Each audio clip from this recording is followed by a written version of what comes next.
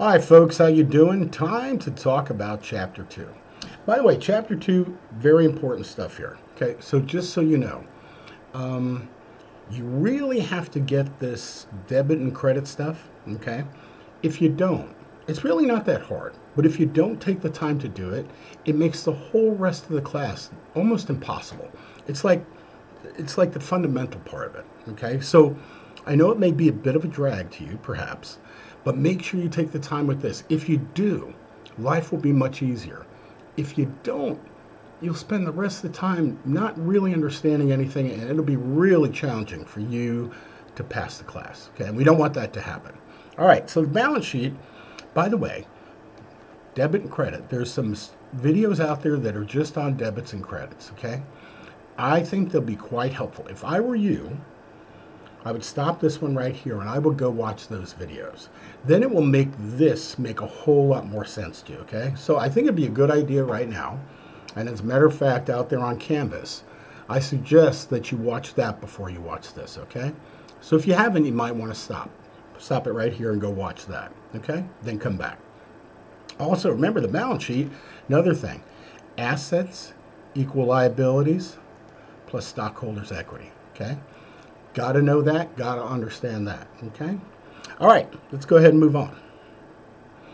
All right, so what we're going to look at here is, notice it says common business activities, okay? So what we're going to do and how they affect the balance sheet. So what happens is we're going to take a look at different transactions and we're going to see how this whole thing works together. And again, it's kind of the fundamentals, so it's important that you know, okay? All right, first thing, what are these items, okay? So like these, notice I wrote up here, absolutely need to know. Absolutely need to know. So you got to know these terms, okay? Because you won't be able to answer any questions if you don't. So what are assets? Assets are a resource the company controls, and they expect to produce future profits with them, like machines, like automobiles, like equipment, like buildings, okay? That's asset. Liabilities. Typically, look what I wrote right here, dollars owed. Most of the time it's dollars. We'll talk about sometimes it's something else. It's usually a service that somebody's paid you for. But notice, again, this is the definition. Measurable amounts that the company expects to give up. Basically, give up means pay. Okay? Pay. All right? All right? To future to settle what it presently owes its creditors. Okay, like I said, typically money. And then what is stockholders' equity? Owners' claims to the business resources. And when they mean owners, they mean shareholders. Okay? Okay? So, anyway, make sure you know that. Okay, and then we're going to move on. All right, so here you go. Question number 1. By the way, remember what you need to do here, write down these answers because there's going to be a quiz in Canvas for you to do. So it says, which of the following counts will be in stockholders' equity? So the first thing you got to do is you got to remember, okay, what's on the balance sheet? What would be in stockholders' equity? Okay? All right, write down your answer, and we're going to move on. All right, so financing and investing activities. Here what they're talking about is what does a company do, or how does a company get money to start their business? Notice, companies rely on 2 sources of financing. Where do they get, bigger companies they're talking about in general, okay? All right, where do they get it from? One is liabilities. It says debt financing. That means they borrowed money. They borrowed money, okay? Stocks and bonds, they pay back with interest. That's what they call debt financing. Like when you buy a house, right? You go and buy a house, you put some money down, and the rest, how does that house get paid for? You borrow money from the bank. That's debt financing. The second type of financing is equity financing, okay? That's by selling somebody stock. So let me give you an example. Let's say you want to start a business and you came to me. Now let's say the business was $100,000 and you had 50, right? You could say, Dr. Cohen, could I borrow $50,000 to do this business? If you borrowed the money from me, it would be debt financing, right? What if instead you came to me, Dr. Cohen, I got this great idea. It's cost $100,000. I got 50, and I could sell you some shares, half the shares of stock in the business for the other 50. That would be equity financing. By the way, debt financing has to be paid back. Equity financing does not. I'm an investor just like you. Okay?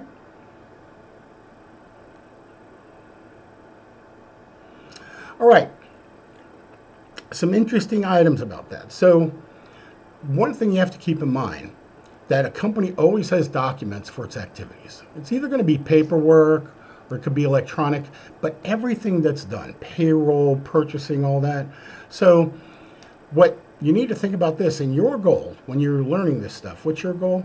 Picture the documented activity. What actually happens? Okay, so when you have to analyze these journal entries, think in your mind, what is actually going on there? Most of the time, it's not that hard. A company always either receives something or it gives something. Okay, so all you gotta do is think, well, what did I receive and what did I give up? And name what's exchanged. So that's why you have to understand the terms. What did they exchange? Okay, and then the dollar amount is determined for each exchange. So we got to analyze the effects on that on the balance sheet. Okay. All right. So again, hopefully you did. Make sure you watch that debit credit video first. Okay. And again, there are some names you're going to have to get used to here. Okay. It's not super hard. But you'll have to get used to it. Okay. All right. So when you study, one of the things about accounting, it's a system. Okay. It's a system. And what the system does is how do we record everything that goes on? So notice you analyze what happened, you record it, and then you summarize it. This is what the financial statements are. Okay, these financial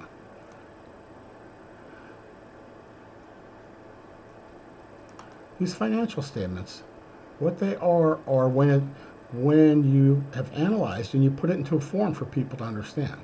Okay. Notice they say the duality of effects. That says every transaction has at least two effects. At least two. It has to have two on the accounting equation. In the accounting equation, this is actually the balance sheet. Okay? All right? So it's always going to affect a couple. So notice, we have analyze. Where's my pen? There it is. Okay, we have analyze right here. Then we record it. Then we summarize it. Then we make a trial balance. Then we make financial statements. And again, these are for external reports, for the folks that are busy trying to make judgments about your business. Okay? All right. So in order to analyze it, there's something called a chart of accounts. Okay? A chart of accounts, notice it says it's tailored to each company's business. So what that means is that the companies have a lot of accounts that are very similar in names, but sometimes they have slightly different names. So for example, let's say you had a restaurant. You could have one restaurant could decide to have just revenue, right? For when they made sales. Another restaurant says, well, you know what? We have appetizers, we also sell liquor, and we also sell food. And so we want to know, was it a food purchase? Was it an appetizer purchase? Or was it a liquor purchase? So they might have three different revenues. So what they're saying here is it's tailored to each account, and you got to look at the descriptions here, like what does it mean? So here, cash, dollar amount of paper, coins, money. Equipment, cost of computers, printers, desks, any kind of equipment, right? Accounts payable, money owed to suppliers, okay? So again, knowing these terms, if you don't know these terms, it makes it impossible to answer the questions, okay? Makes it impossible. So make sure as you're going along that you don't just blindly do it. Take a moment to figure it out. Like here, what is retained earnings? It's the accumulated earnings not distributed as dividends. Basically what that means is the company has made money, and whatever money they did not pay out to the shareholders, that's their retained earnings, okay? All right, folks, this is part 1 from chapter 2. We'll be back with part 2 in just a minute.